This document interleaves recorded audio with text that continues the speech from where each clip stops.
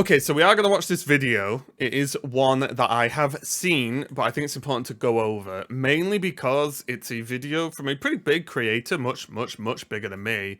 However, they're talking about Pocket's success and why that's a bad thing for card games.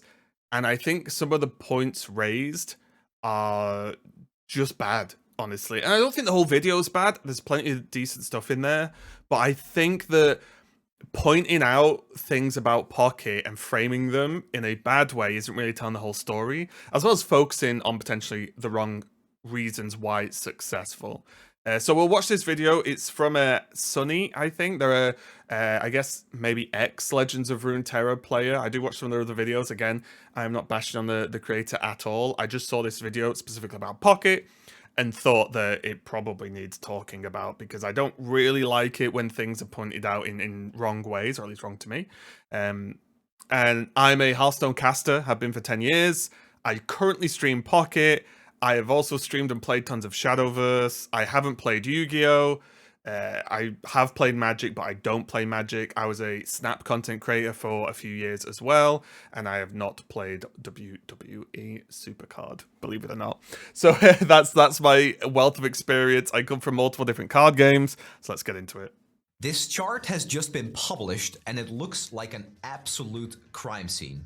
In the world of digital card games, especially those on mobile phone, we always had the big three: Hearthstone, Yu-Gi-Oh! And Marvel Snap. And for so many years, these games were fighting over every single cent of the player base. But if you look at these numbers for early 2026, Marvel Snap 26 million, Hearthstone 58 million, Master Duel 41 million, and then there's Pokemon Pocket, $669 million. Pokemon somehow made every other game look like a rounding error. It's making 10 times more than Hearthstone and 25 times more than Marvel Snap. What the hell is going on? I seriously don't get it. How did a game that has what can honestly be considered pretty much a baby mode battle system completely demolish some of the most well-respected, complex, and competitive card games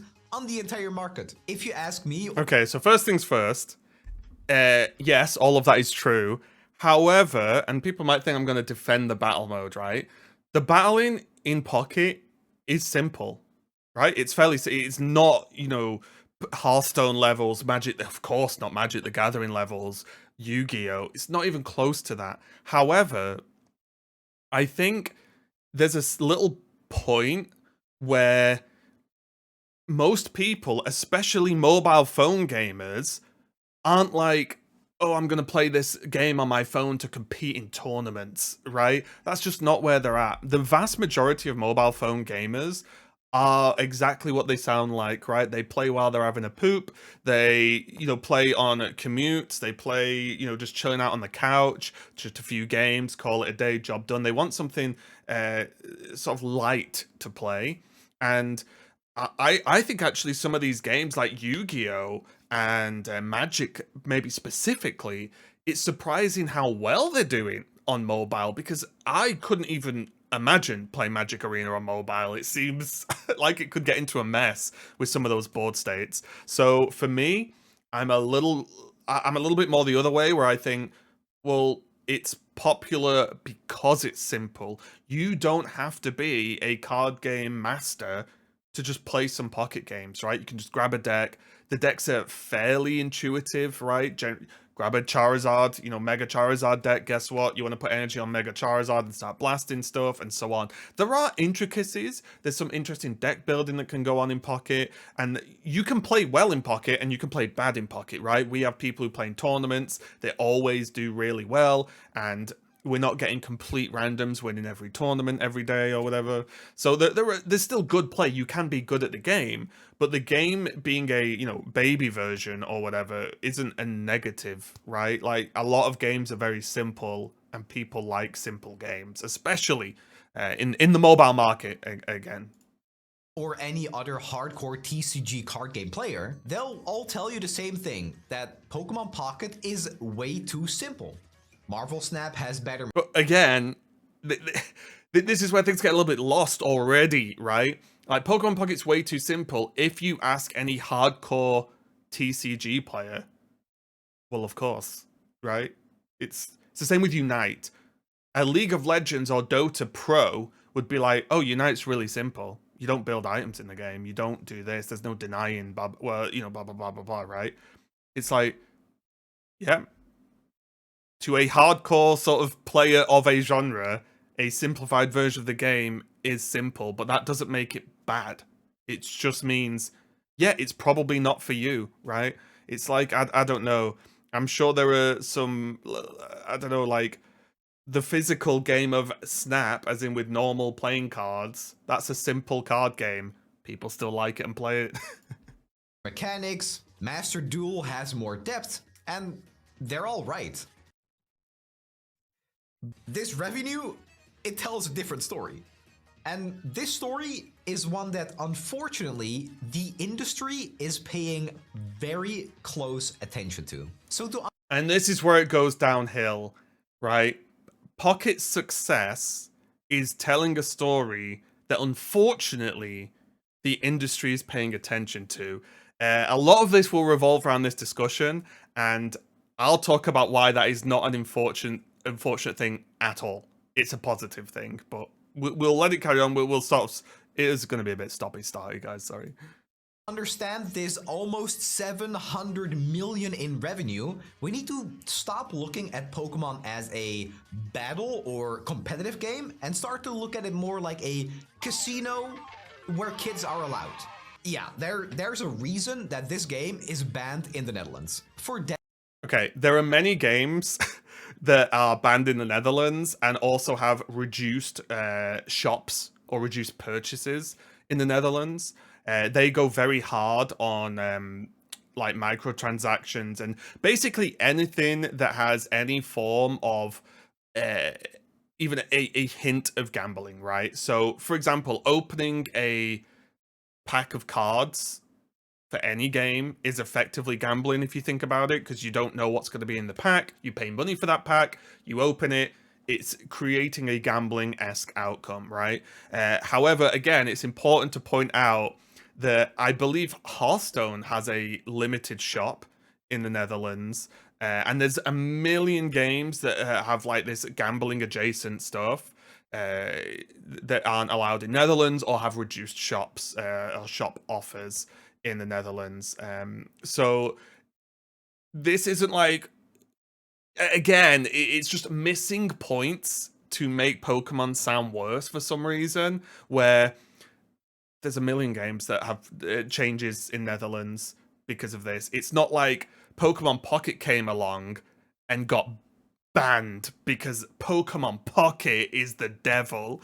Dota 2 and CSGO have some special shop thing in the Netherlands. Exactly, that's what I mean. Most things, like, again, CSGO has the crates, obviously. Most things that even gambling adjacent have either get removed from games or the game itself is removed and so on because of their laws, which I think are good laws, by the way. I think all of that stuff should kind of be removed or at least reduced or controlled in some way. However, it is what it is. But it's just what I talk about again, where like it's framing Pokemon Pocket as this terrible thing when every single card game that gets you to open packs of cards is a casino gambling game, right? Like it's literally just true. But we'll get to why it's nowhere near as bad as they make it out to be soon.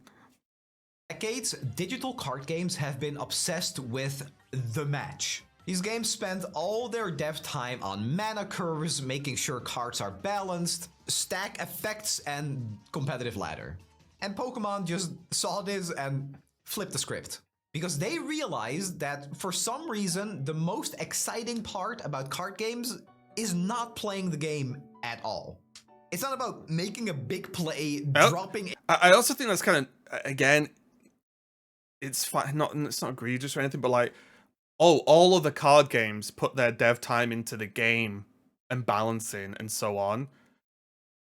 A lot of card game teams put a lot of time into monetization. Hearthstone does it.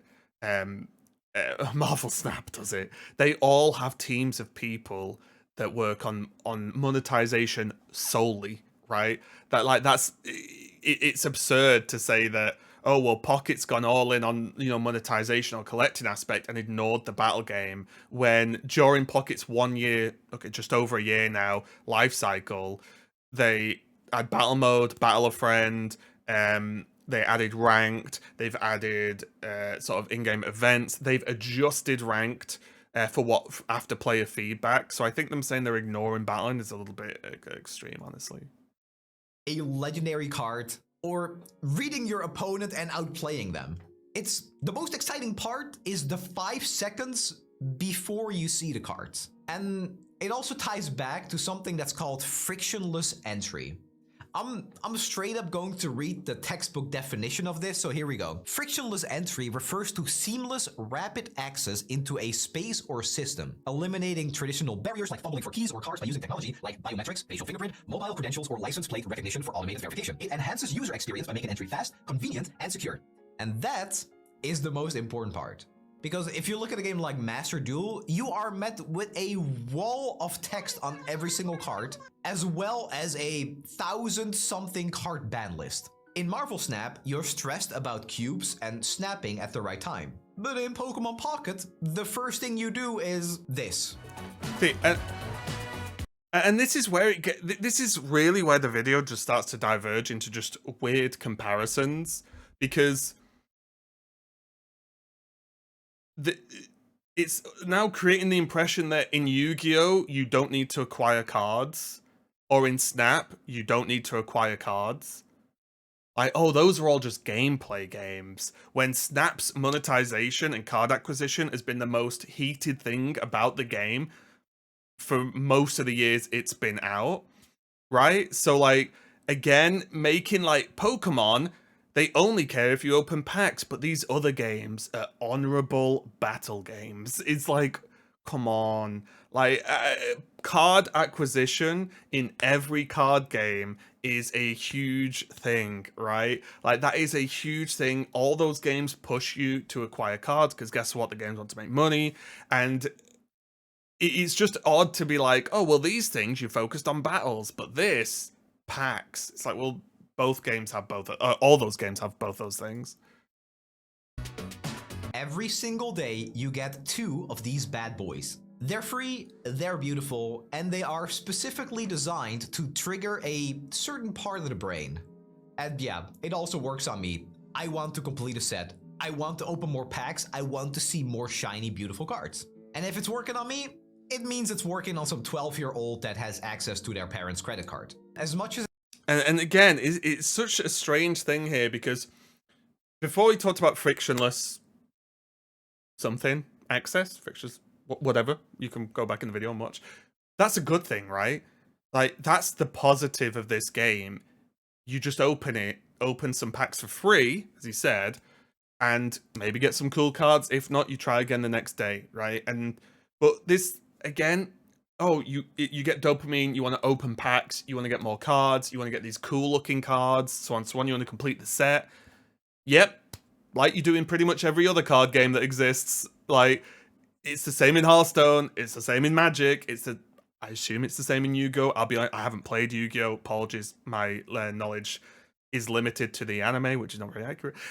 So, like, all of these other games have these things in them, right? Oh yeah, apart from Marvel Snap, because you can't open packs, because you have to just either wait a long time or throw a lot of money at the game. But anyway, like, all of these games, and physical TCGs are exactly the same, right? You buy packs, rip them. Oh, you didn't get what you want. Okay, well, I'll buy some more packs. You know, so that is it. But this is being centered like it's a Pocket problem. It's very strange. It sucks for people that like playing card games.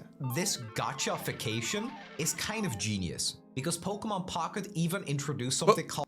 This is where it gets so... Sorry I keep pausing, but it keeps getting more painful.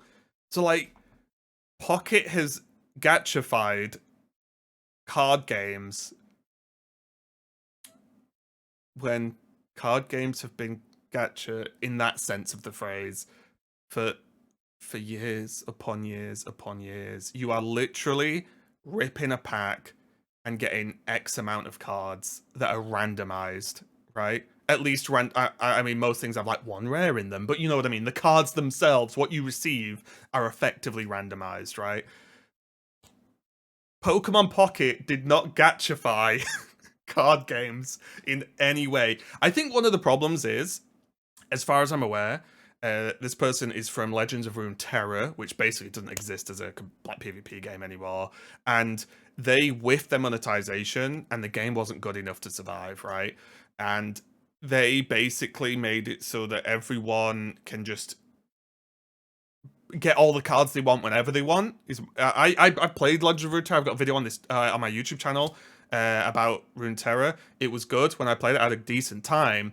However, I do think the game just wasn't good enough, and enough people didn't like it to play it and then spend money on cosmetics, right? It didn't hit the point, or even close to the point of, you look at games like Fortnite, you don't buy anything in Fortnite apart from skins, right? And things like that, where these other fully free-to-play games where you are supporting the game because you enjoy it the most, that didn't happen for Legends of Runeterra. But to act like Pokemon has gachified the card game, and again, most people have a negative reaction to the word gacha, is crazy to me. Like, Pokemon's the bad guy because it gives you free packs that you can open every day. So you want to get more packs, and that's bad? Okay. Of the Wonder Pick. This is a social gacha mechanic where you can choose a pack that another player opened, and then face down, you get to choose one of their 5 cards and keep that card. And something like this creates a community around the gambling that Pokemon Pocket already has. It's really exciting, it's all really sparkly, it perfectly hits that dopamine rush that you need, but it's dangerous. Not as dangerous as this thing that Pokemon Pocket has as well, called immersive cards. These are the crown jewels of the $600 million month, because they aren't static images like every other card, they're like mini dioramas. And of course, they have extremely low pull rates, occasionally or often tied to banners or special events, and you can't reliably target them. So all of that is... I don't think any immersives are tied to banners or special events. They're just in the expansion sets. I mean, I've played Pocket since it came out. Am I wrong? Has there been any immersives that have been attached to any kind of limited time event? All the immersives are either from an expansion or there's Mew, and Mew isn't a limited time event. It's just, you just fill your first Pokedex and you get it, right? Yeah, unless a new expansion is classed as a banner, which again means every other card game has banners too and has rare cards. Like, look at signature cards in Hearthstone, or even golden cards, for example. Then you've got, I guess there are deluxe packs, right, which is the only thing in the game that is coming back soon, actually. But those are all reprinted cards as well. They're not actually new cards. So yeah, anyway, there's those, but every expansion has immersive cards. You can get an immersive card from the first expansion today, right? Like from over a year ago. So yeah, kind of strange. All games have this. Like, all games have like rare full arts. You can pull that are low rarity, or rare this or rare that, right? It's very, very common in card games. So again, I don't understand this thing of Pokemon has alternate art cards that are rare pulls, therefore bad. Is that not just most games? To say, good luck to your wallet if there is one you want in particular. None of these mechanics that I explained so far help you win a tournament with the money that you're spending. Players are paying for a digital luxury asset. In a way, Pokemon has turned our card game genre into a digital binder genre. Obviously, I don't, and this is, I start getting a bit annoyed, right? Because again, it's this negative framing of, like, they pointed out themselves, there's no difference between an immersive and a normal version of a card in terms of what it does in game. There's no difference. Same abilities, same health, blah, blah, blah. And it's like, oh, well, Pokemon's turned our card game genre into a digital binder genre because these are just people paying tons of money for fancy looking cards that have no effect on gameplay. Do you want them to have an effect on gameplay? Is that the... Yeah, I don't know what the lesson is here because that's called skins in any game and almost every game where you can buy, if you spend more money or get lucky in this instance, you can pull immersives from spending no money. You get a skin. Like, is that like you can in many, many, many games? And like I said, all the full arts in all card games have that. Like, there's no other way, right? So I'm not quite sure where this is leading. That again, Pokemon's the bad guy because it has skins, but all the other card games are great, but they have skins. I don't understand what the intention is. Lead the genre into a digital binder genre. Obviously, the whales that are spending money on this aren't doing it to win a tournament or gain a competitive advantage. They're like, I don't even think that Pokemon has a ranked ladder that is the level of like Hearthstone or Magic. At the end of the day, Pokemon is proving that the casual player has deeper pockets than the competitive player. While a game like Hearthstone was making sure the ladder was balanced for 1% of the top ladder players, Pokemon was making sure that the other 99% felt like they were only one pack away from their most legendary card pool. The monetization is invisible until it's too late. Most of the time you aren't even buying these cards, but you're buying time. It's another misrepresentation, right? Yes, there are hourglasses in this game that equate to time, but it's instead of like gold in other games that equate to just buying packs. You buy packs with hourglasses instead of gold. If they changed hourglasses to gold, but it equated in the same volume of packs earned per day or per week, whatever, is it better? Like, is that an improvement? Like, genuinely, I don't understand it. Like, is that an improvement if instead of reducing a time bar down, you just had to earn X gold to buy a pack? It's the same thing, right? Like, I guess... See, I guess not. I guess the drawback is you can pay money to basically reduce them down more with gold, right? With their paid currency, which happens to be called gold. So is the idea that because it's a timer for a pack, you might think, oh, well, I've got 3 hours left. I've got no hourglasses, but if I pay £2, I can get that pack now. Sure. But is it really different than gaining gold or gaining, silver, whatever currency buys packs versus hourglasses? There's no... It's just the currency used to buy packs. Mobile, even buying these cards, but you're buying time. It's a mobile tactic that goes way, way far back, used by Clash of Clans and Genshin Impact, where Pokemon has something called hourglasses. These let you reduce the time that you need to complete a timer. You just buy packs, use it basically to speed up the cooldown of opening your next pack. You can restore this Wonder Pick stamina, or bypass any other time-gated progress that you might be waiting for. This success, again, is extremely messed up for people that like to actually play card games. Because if Pokemon can make $600 million by just being a digital binder, even if they don't fully use everything that Pokemon's doing, some assets, some tricks, mechanics from how they're making their money are going to trickle down into every other card game released. So again, God, the amount of pause. I didn't expect to pause this month. But, so Pokemon's bad because it has timers, right? And I'll admit, by the way, I'm not saying Pokemon is the perfect game by any means. I complain about Pokemon plenty of time. However, let's look at what Pokemon is actually like in terms of accessing the cards, right? Especially now they've changed it so that you can trade current set, you can send cards to your friends free, one a day, no problem. I think everyone I've spoken to, everyone in my chats for streams, whatever, have said it's super easy to acquire cards now. Super easy. You can just, new expansion comes out, even completely free to play. Within a week, you've probably got almost all, if not all of the cards, right? Because it's just that easy. And you can access whatever decks you want to play and so on, so on. And this is the bad thing we don't want other card games to learn from, is that they just give you cards to play with, and you can trade cards with your friends. Your friends can just send you cards that maybe they've got extra of and you need.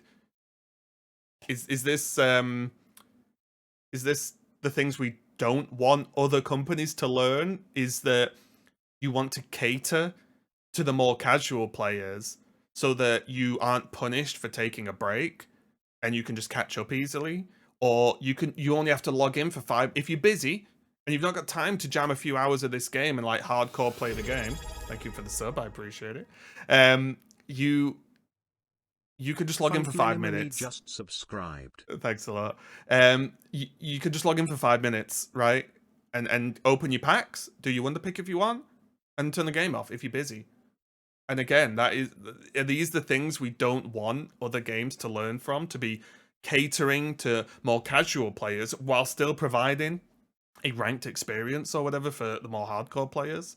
I'm confused, because these are all positive things for me, and I think for a lot of people based on how much money they're earning, but they're being framed as negatives because they're like taking things away from the real card gamers, which I think is very odd. Because again, don't you think this is success that you want to see? More people getting into card games, more card games being a bit easier for casual players to dip in, dip out, and like he said, frictionless, whatever he said.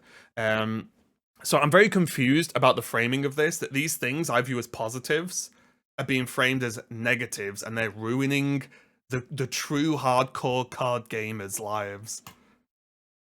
To move on to one of the other games on the list, Marvel Snap, they've certainly had some controversies in the past. Absolute some dumpster that I fire. cannot ignore and I think are also equally disgusting.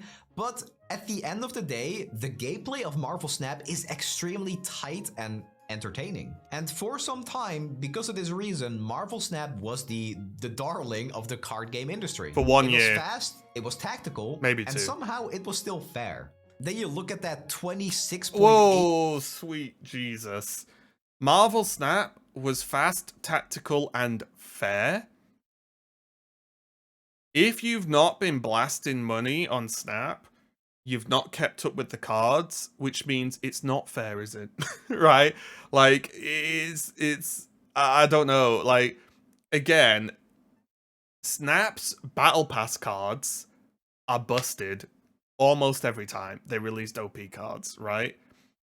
And then they can also, if they release a bad card and it sucks and you don't spend your resources on it or buy it, 2 weeks later they can just buff it so that it's awesome again, right? And then, so again, just this, I don't mind, by the way, if people don't like battling on Pokemon and people love battling on Snap, I get it. Snap's fun to play. I'm with you. I streamed Snap for years. Like, trust me, I understand. It's okay to not like a card game in terms of the battle system or whatever. But I think this leans towards, I'm annoyed that Pokemon Pocket is successful because I don't like it. Which, fine, but we can't like make stuff up either, right? Snap has had many, many, many issues. It's had many disaster points that you can see, judging from its earnings, from its player count dwindling, that it's struggling and it might not even recover from. And using Snap as like, oh, well, you know, Snap's had some problems, but the game's fun and it's fair. Like, it's a horrendous comparison where Pocket's like biggest problems, I think, were like trading sucked when it first came out, and within a few months they said how bad we'll fix it, and they fixed it. And then trading's only got better over time, and they've now made trading insanely good. So I think that's the biggest controversy, or I guess the art thing, but that wasn't really a big deal. So it's very odd that it very much funnels into, I hate Pokemon Pocket because it's super successful and my card game isn't. million revenue, and that is a pretty big drop from what it used to be at its peak. And to understand why, we really have to stop looking at a card game as a competitive thing, and we need to start looking at it as a grind. And the first culprit of this, in my eyes, is still the aggressive change in monetization. Second Dinner made a promise very early on for Marvel Snap that said you can't just buy all the cards. But by 2025, that kind of changed. Which was also never true. You could buy all the cards. Because Dara did it. You could max spend every day. And before, what was it? Before Series 4 and 5, early on, when I was full-time streaming, Dara was full-time streaming, Dara had all the cards unlocked. And I had like 50%, maybe just above. Because you just full spent every day. So you could buy all the cards. It's just you couldn't be like, I want that card, so I'm going to buy it. You couldn't do that. Now you can, but you couldn't. So it wasn't ever strictly true that you couldn't buy the cards because you just could. With their super premium passes and the Kid Omega fiasco, where players had to grind for 40 plus hours to get a single card, or you unlock it with gold, spend real money. This is when the community really reached a breaking point. When you do this and you make a game feel more like a chore, it's not that people just stop paying for the cards, they stop playing altogether. Yeah, of course. Because while Pokemon gives you 2 packs a day for simply existing, Snap started demanding that you log in every 8 hours to maximize your resource gain, as well as these limited time events where you need to collect or complete quests. And all of that is in a meta where you're playing as other people that will just wipe the floor with you unless you're also playing a tier 1 deck with the cards that are increasingly more difficult and more expensive to get. And this is what's really confusing now. Because he's completely right about Snap. Nothing he said is really wrong. But suddenly, logging in and grinding 3 times a day or whatever for Snap is a bad thing, whilst the 2 free packs of Pokemon is a good thing. But before, the free packs of Pokemon was luring children into the casino and like making people addicted to opening packs. But even the description of the frictionless access or whatever is a positive description. You want friction. As humans, we have that, right? You look at your phone unlocks if you have the facial recognition, stuff like that. That's all better stuff to access things faster and easier, right? But that was bad a minute ago, right? Because that's why this video really confused me, because some of the things he's spot on, and some of the things get really loosey-goosey and go a bit strange, because 2 packs a day, log in for 5 minutes, have a good time, great. But now Snap's bad because it makes you play more and have to commit more to it, which is also confusing, because isn't that what we talked about would have been better earlier? I get lost. I play Marvel Snap, and I also find it really hard to ignore this sweat factor. I'm just gonna call it that. I have no better name for it. And Reasonable what name. that means is that in Marvel Snap, every match matters and has different stakes. And that is because of the Snap mechanic, which is a really brilliant design, but it's also just exhausting. When you play a game on Marvel Snap, you can win or lose 1 cube, and you need cubes to climb up a ladder. If you snap, you double the gain of that cube. So from 1 to 2. But then if your opponent I think snap, I'm one of it the few doubles again, people in the goes from world 2 that to don't like 4. the Snap At mechanic. the end of a match, it gets doubled again. So at the most, you can win or lose 8 cubes. And In normal again, game mode. it's like this I like it in mental Conquest. drain in a way that it's just not fun to play if you're on the bus and just need to unwind or something. I did my little thing where I go to Reddit and I look at how other people are feeling, and these are some of the funniest comments I could find. So here we go. Basically, I saw multiple people saying they were playing both Snap and Pokemon, but they were saying that they log into Pokemon to relax, and they log into Snap to go to work. And apparently in the attention economy of 2026, relaxation is worth 6-7. I just can't do it. I can't take this shit no more, man. Stress, going to work is worth only 5% of that. And on top of that, Snap is releasing new cards every single week, sometimes more than one. So at this point, their roster is full of like these C-list and D-tier characters. Like, I'm sorry, I was going to the store and who the hell is Marrow? And why the hell is she in a bundle with this price? You put this character versus someone like, I don't know, Charizard or Mewtwo, you make them immersive, and it was never a fair fight to begin with. Snap tried to compete by being a kind of hardcore esport, and Pokemon is simply being a... It did not try and be a hardcore esport, by the way. That never happened. Snap, until recently, haven't even been remotely involved in actual tournaments. It never tried to be a hardcore esport. They wanted the casual player base, and I think what's happened is they weren't casual enough in terms of access for the casual player base over time, and Pocket is. That's the difference, right? Pocket actually is hyper friendly to casual light users, and Snap, if you are a casual or light user, you are left behind and you cannot come back. You've basically been kicked out the club and the bouncer shut the door and then put a padlock on it and then put a claymore behind it. Like, that's the difference. Whereas Pokemon has said, oh, you've just got 5 minutes? You want to hop on something on the bus, play a quick game on this journey, do this, get on the couch, play a couple of games. So great. Come on, everyone. The Pocket open the doors. Because it's so light and so casual friendly. Digital hobby. And again, I'm keep coming back to this chart, but as the revenue shows, there are a lot more hobbyists in the world than there are pro gamers. But while of course. Pokemon is printing money and Marvel Snap is finding its footing, there are a couple of games that are kind of holding on somewhere in the middle. I mean, you know, 600 million, 20 million of Marvel Snap. The middle, it's not really here. They're more hanging out like over here somewhere, like just above the bottom. Because again, 700 million, it's ridiculous. But Hearthstone is at 58 million and Master Duel is at 41 million. Hearthstone doing pretty sick. That looks really small compared to Pokemon. But in the gaming world, these are actually pretty sustainable empires. It needs to be said, they are not surviving.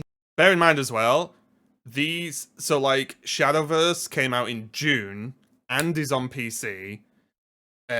Hearthstone obviously is old now, but is also very heavily focused on PC as well. Those were only mobile numbers, I believe. By playing the same game as Pokemon. So once again, let's talk about this 12-year-old elephant in the room right now. Because Blizzard made a pretty controversial choice. They realized their standard play in Hearthstone was getting pretty expensive. So they leaned into this new treasure model that we're seeing so many other games do right now. They introduced my least favorite thing in Hearthstone, this is Dark also Moon nonsensical. Fair treasures. Essentially, this is nothing more than a... So, this makes no... I don't know where this jump has been made, but they realized Hearthstone Standard was getting expensive. Hearthstone Standard is never really more or less expensive ever because it has rotation. And the core set's free. The battle pass has free tracks. You get access to a lot of free stuff. Hearthstone's pretty decent actually when it comes to free to play. This has zero impact on the gameplay, right? Well, not zero, I guess, because there's like you get a pack there, you can get this here, but like this was not an answer to the game's too expensive to play. This is a system that most people probably don't really like. It's a gacha system. You click this button, it randomly picks something. This is, of course, the big thing in the middle that you want. This system exists because Hearthstone was like, hey, we want more money. And this works. There you go. That's why this exists. But this has... I'm not saying this is good. I don't interact with it. I press the button once because the first one's free and then forget about it.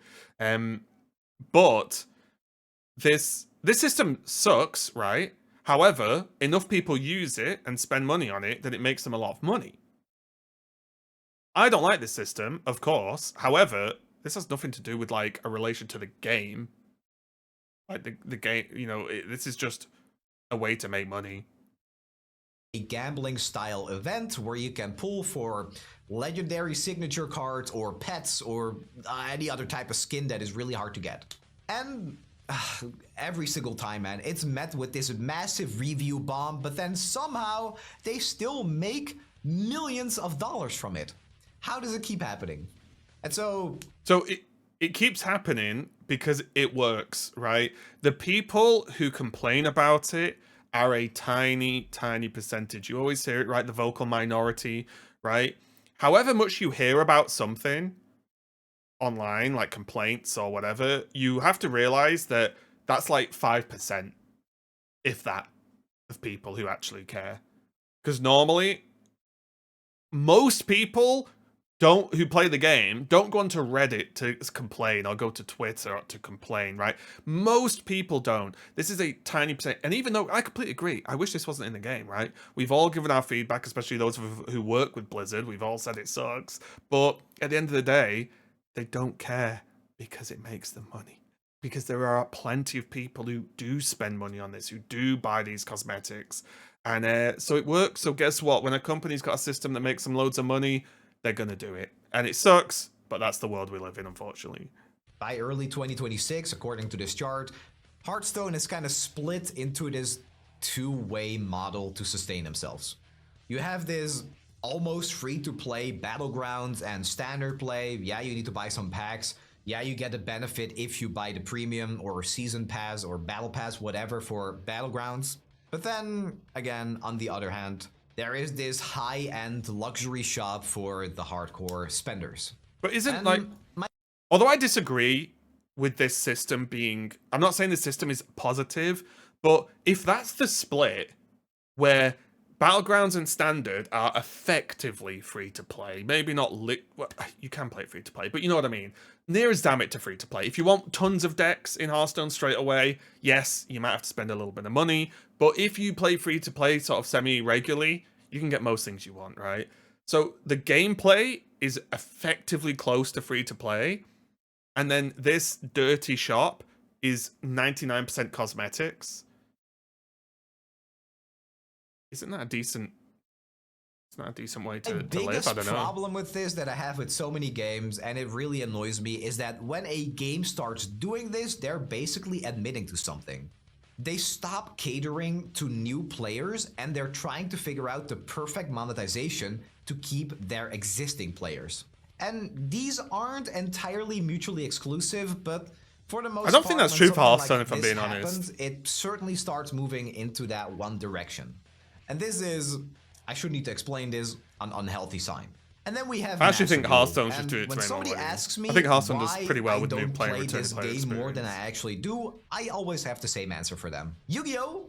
Feels like the Dark Souls of card games to me. It's extremely dense, it's super punishing, and it's beyond complicated. But this $41 million revenue certainly does prove one thing.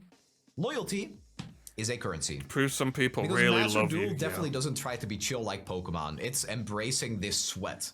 It's probably the only game on this list where the player base actually embraces the complexity.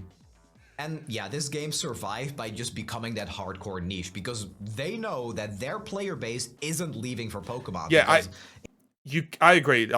I don't play Yu-Gi-Oh! I like the anime. I've played I think Yu-Gi-Oh! Once in my life, which was many years ago. But I think that what this gets right is you can't get this anywhere else, right? Like, you can't get this. And so even if you think this sucks, for the people who like it, there's nowhere else to go, right? And obviously Yu-Gi-Oh! Quite a big IP, for a big franchise, whatever. So, you can't get it anywhere else. This ain't competing with Hearthstone, Magic, or whatever. It's very unique, or at least fairly unique. So yeah, you can't get it anywhere else, really, on the same level. So people play it who like it. In Pokemon, you can set up a 5-turn negate on turn 1. But the real surprise here to me is Shadowverse Worlds Beyond.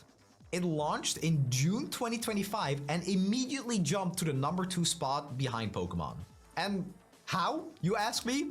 Well, they did it by basically becoming this anime metaverse. And this game is also banned in the Netherlands, and this time it's not because of their interesting graphics, but because of the gambling laws in the Netherlands. Maybe it's like they realize that if you can't Yeah, they actually take the do have Pokemon banners IP and what makes it in successful, you Shadowverse. just bring all the other IPs. Because they have collaborations ranging from Freerun to Oshinoko. I don't watch these, I probably pronounce it wrong, I'm sorry. And it is because of this that this game has basically become the Fortnite of card games. It's a 3D social hub where you just happen to play some cards. Once again, it seems like a game realized that to be successful, you need to be more than just a tabletop and deck building, unfortunately.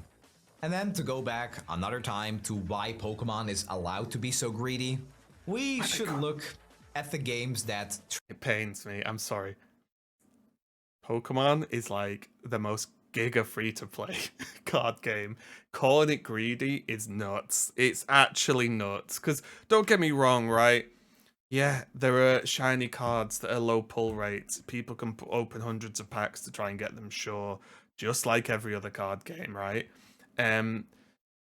But it's not greedy. Pokemon is making so much money because the game is good, right?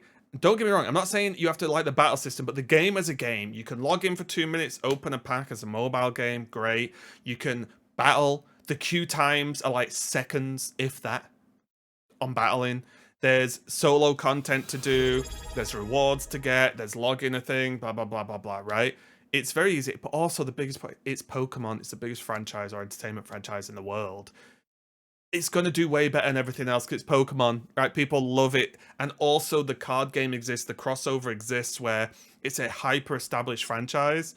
It's already got card game enjoyers in it, which will then play that as well because it is a game you can dual play. An issue with a lot of these card games, and I think one of the issues with Legends of Runeterra is that the game wasn't good enough to make people stop playing their other card game, right? That was the problem. It wasn't better than Hearthstone. So everyone who played Hearthstone, who then tried Runeterra, was like, well, this isn't as good, so I'll play Hearthstone. Because most people aren't playing multiple card games sort of hardcore at the same time. But calling Pokemon greedy seems a little bit crazy when it's giga free to play. Tried to be good. For years, Legends of Runeterra was the golden standard. It was the most generous card game ever made. You could literally get a full collection without spending a single dime.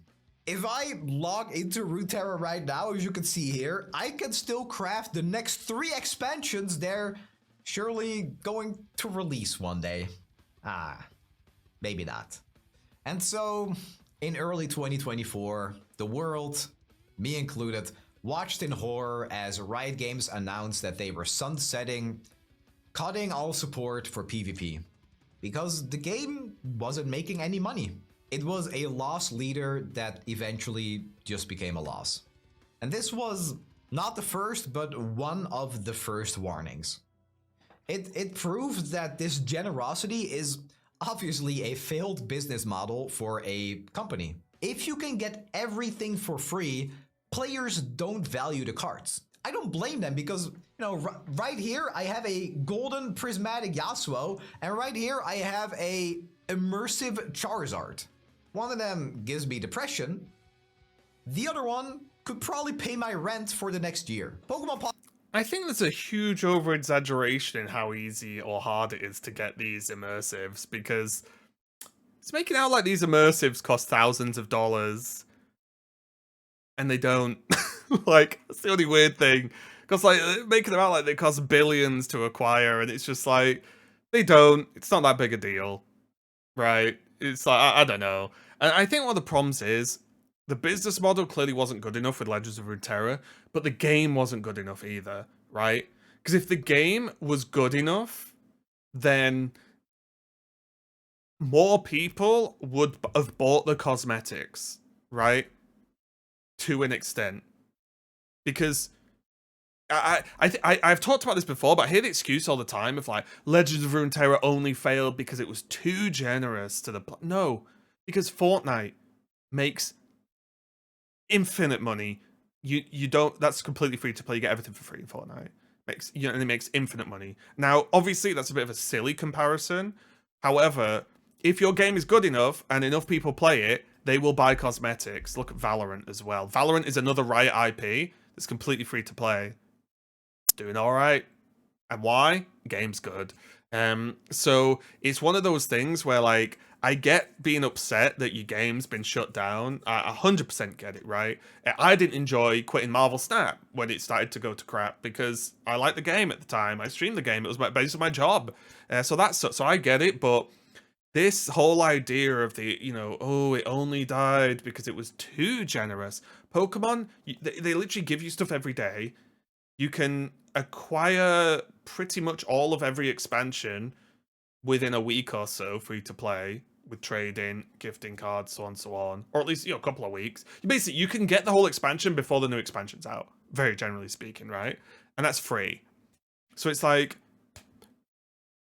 this weird idea that Pokemon is hyper expensive is crazy to me because it just factually isn't. And I think the comparison is like, it was talking here like Pokemon. To play Pokemon, you need all these immersive, you need like the whole immersive collection, the whole 2-star collection, which one you can still get not too bad actually, but you don't, right? All the cards are super accessible. All the playable cards, super accessible. And if people want to spend more money hunting the rarer cards, great. Makes the game free to play for everyone else. I don't know. I'm so confused. This Charizard took that lesson and just sprinted in the opposite direction. It's gacha psychology 101, because this miracle pick alone is just, it works so well. When I tried it and I picked the wrong card and I didn't get anything, I didn't think to myself, oh, well, I lost a random roll. No, I thought, damn, I was so close to picking the right one, I gotta try this again. I made this. And let's just bear in mind, he's talking about Wonder Pick, which is you use a currency you get for free and you get from quests and stuff. Yes, you can spend money on Wonder Pick. However, has anyone spent money on Wonder Pick realistically ever? I don't know, maybe.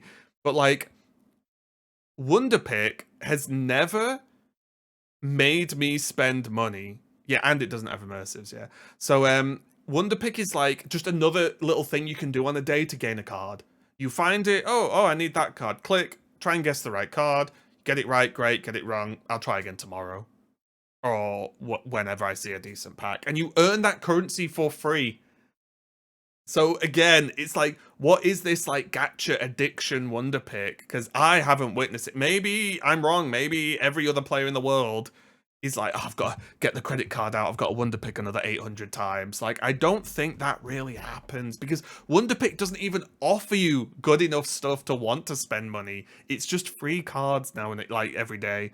It's not like Wonder Picks are full of the best cards in the game in terms of visuals, because they're not, right? So again, it's just this either ill-informed or just ignoring the way the game actually works is crazy to me. Really, this chart really quickly that has the Runeterra model versus the Pokemon model. So right here, we see the focus at the top. Runeterra focused on competitive integrity. Pokemon focuses on collection dopamine.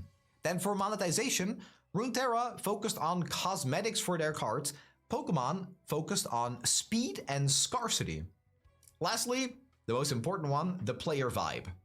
Runeterra has the vibe of, I want to win my next game. Pokemon has the vibe of, I want that card. It's like... So, again, it's just weird stuff here, right? Like, Pokemon focuses on collection, but like, what's wrong with people having fun collecting cards? I don't know. Also, scarcity. I don't know what the like monetization in speed, right? Speed, obviously, day one. If you buy packs, you have more cards, more options to play. Get it, right? But someone correct me if I'm wrong. But I remember, like, Legend of Runeterra didn't just give you all the cards, literally. You had to grind them, right? You had to grind the resources. You had to grind the paths, right? For maybe it changed. This is just when I played it. You had paths for each region, right? Like Ionia, Piltover, blah, blah, blah, right?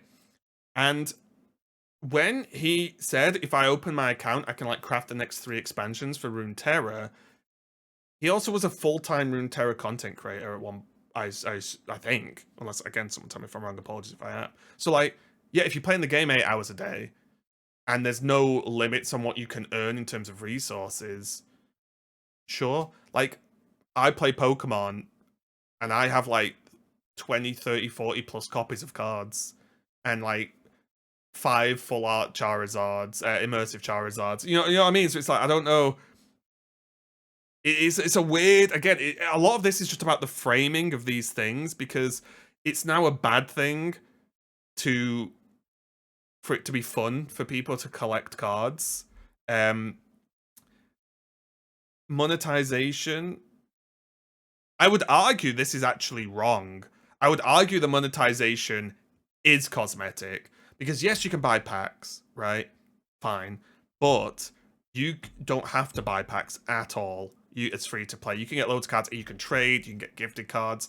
If you really dump in actual money, it's mainly to get like the full art cards. So I'm not sure why this is a big deal. And then player vibe. I want to win. I want that card. Sure. Yeah, I agree. I think a huge chunk, if not easily the majority of people who play Pokemon Pocket mainly just collect the cards and have fun doing that, and maybe play some of the solo stuff and do some of the missions and so on and so on.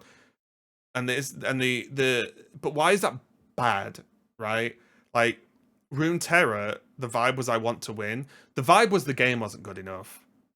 Because if the game was good enough, more people would have played it. The numbers would have looked good, and Riot wouldn't have shut it down, right? Like that's the problem. Because you're not telling me if a new company or a company, sorry, bear in mind it had the League of Legends IP as well, which is a very strong IP, brought out a card game that was just better than all other card games, no one would play it because you got the cards for free. I don't think that would be the case. But anyway, again, odd comparisons. Of I want that card. It's like we're witnessing the casinofication of card games. No, card games have always been casinos. We look back at Magic in what, the 80s? Pretty sure they sold packs of cards that you opened and got random stuff out of. So again, I just don't understand where this angle of Pokemon has made card games gacha now. I just don't get it. I'm so confused. Like, I just don't get it. Like, card games have been, again, gacha in that sense. Again, people use the word to describe slightly different things. They've always been that you open a pack of something, you don't know what's in there, and you get something, right? It's gambling. That's why card games generally, like card games are effectively loot boxes, the original loot boxes, right?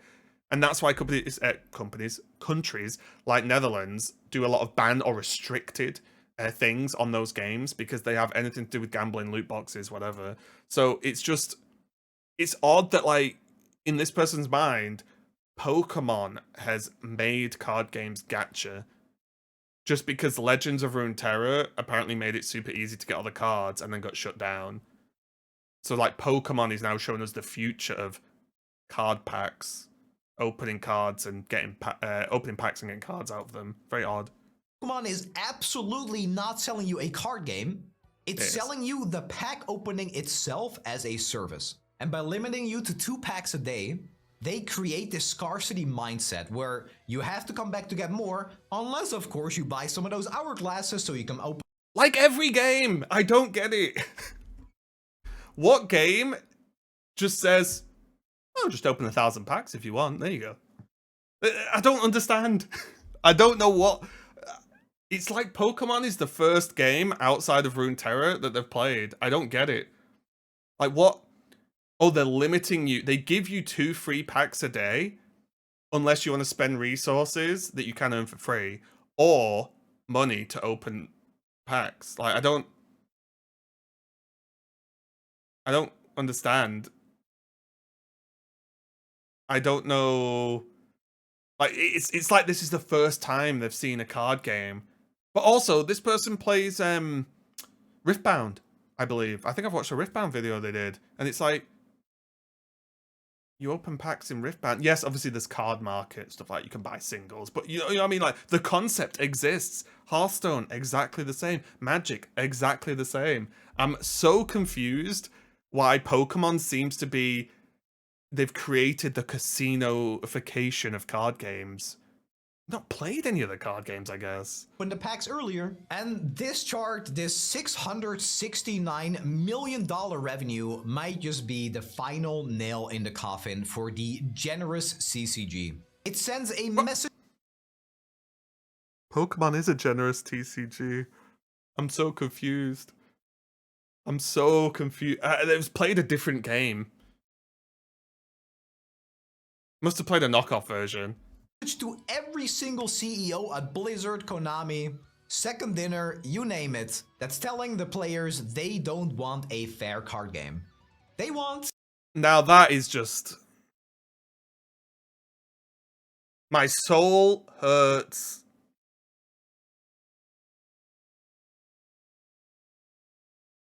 My soul hurt.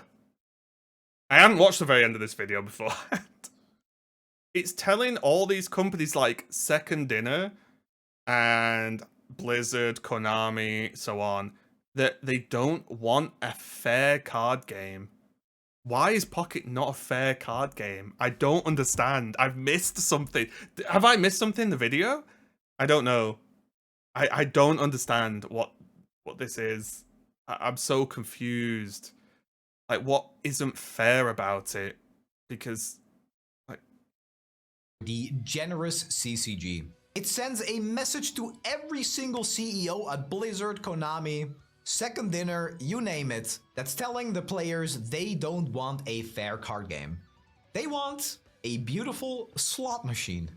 And so as long as this $600 million gap exists, it might just be a thing of the past. Okay. I think what he means is fair is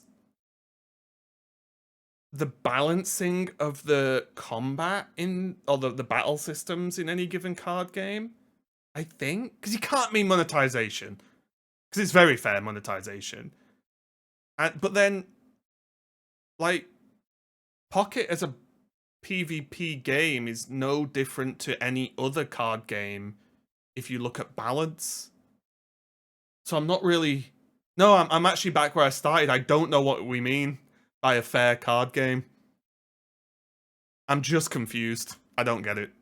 So maybe I missed something. Where do we go from here? Because this $600 million gap is staring at me, and I just don't think this bubble is about to burst. I used to ask, is this meta good? Is the ladder fair in my videos? But now it's like the industry is asking, does the pack opening feel good? Or no, they've always can I asked show that. this card off to my friends and feel proud of it? Pokemon Pocket didn't That's always win been the because case. it was a better or more satisfying game to play. Very, very far from that. Perhaps it won because in a world full of stress, people will pay a lot of money for a simple digital relaxation hobby. It doesn't require any brain power, it requires heart and a little bit of your wallet. The gotchification of the TCG is unfortunately complete.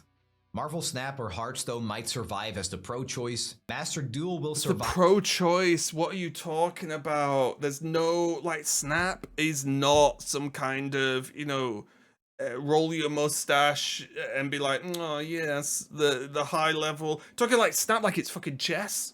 Like, I don't know, like, it's... I'm so confused. Like, a casual, friendly, light card game that happens to have the biggest IP in the world behind it is successful, therefore other card games are dead, is the outcome here. And apparently it's successful because they've gachified card games. But I don't know. It's just, I'll just watch to the... as the hardcore, but the throne belongs to the Pikachu 3D foil. And honestly, looking at that $669 revenue, I don't think it's ever giving that throne back. Right, so the problem here... Have been upset. The problem here... Oh, I'll hang on, I'll link the video quick. Okay, so the problem with this I have, outside of all the other stuff I've spoken about already, is it's just everything's at odds, right? Like they have rare alt arts. That's bad, apparently, even though all other card games have it. They have packs in which you open to get cards. That's bad. Most other card games have that, or worse. If you look at Snap, for example, like I get, like again, I get if you don't like the battle system, if it's too simple for you, absolutely a-okay. But we're acting like this is the end of the world because a casual friendly card game is very popular. Again, bear in mind, a Pokemon game. Of course it's going to be popular. Of course it's going to blow everything else out of the water. You see how much money the Pokemon company makes? It's like the biggest thing in the world. So of course they're going to blow everything out of the water, right? Like, of course they are. However, so much stuff was ignored in this video. One, I don't think the size of the franchise was really discussed in the, well, it's a mobile game. Mobile gaming market is massive, combined with, again, the Pokemon IP, massive. But also, like, the game's not gachified anything that wasn't already existing in card games. And I just feel like they've not played the game and they're just a bit angry that Runeterra has been cancelled. So I'm a little bit confused, a little bit frustrated because again, this person, and don't get me wrong, I'm not having a go at the person. It's more that I think the structure of the video is bad. I think there was little to no research done in certain aspects of it, and I think there's just an agenda to hate on something because it's popular and it's not the game they like, right? So it just is confused. It's just a confused video.